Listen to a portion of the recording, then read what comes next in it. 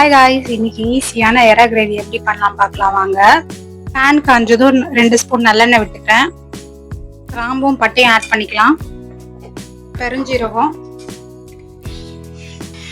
பொடியா நறுக்கி வச்சுக்கலாம் 2 வெங்காயம். வெங்காயம் நல்லா கோல்டன் ப்ரௌன் வரைக்கும் நல்லா வதக்கி விட்டுடுங்க. இஞ்சி பூண்டு தட்டி வச்சிருக்கேன், அதை ஆட் பண்ணி பச்சை வாசனை போற அளவுக்கு நல்லா வதக்கி விடுங்க. கரம் மசாலா 1 ஸ்பூன் ஆட் பண்ணிக்கலாம்.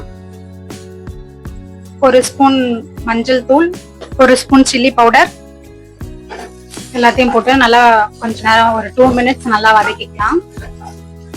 2 தக்காளி பழத்தை அரிஞ்சு வச்சிருக்கேன், அதையும் ஆட் பண்ணி தேவையான உப்பை ஆட் பண்ணி தக்காளி நல்லா வதக்க விட்டுருங்க.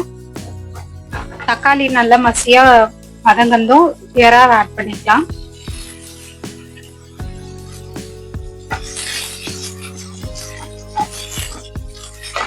எறாவை இந்த மாதிரி நல்லா 2 மினிட்ஸ் வதக்கி விட்டுடுங்க. இந்த ஒரு மாதிரி ரவுண்ட் ரவுண்டா ஷேப் மாறும், அது வரைக்கும் நல்லா வதக்கிட்டு வீட்டு மிளகாத்தூள் 2 ஸ்பூன் ஆட் பண்ணிக்கலாம்.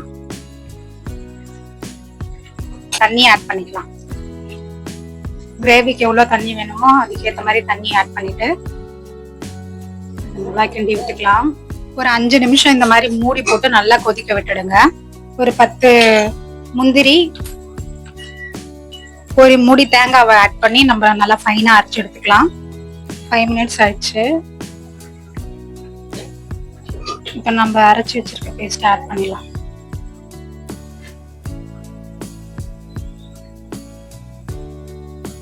அகைன் 5 மினிட்ஸ் மூடி போட்டு ஒரு 5 நிமிஷம் கொதிக்க வச்சுக்கலாம். 5 மினிட்ஸ் ஆயிடுச்சு. இதுல கொஞ்சம் லெமனை பிழிஞ்சு விட்டுக்கலாம். அவ்வளவுதான், சிம்பிளான எறா கிரேவி ரெடி ஆயிடுச்சு.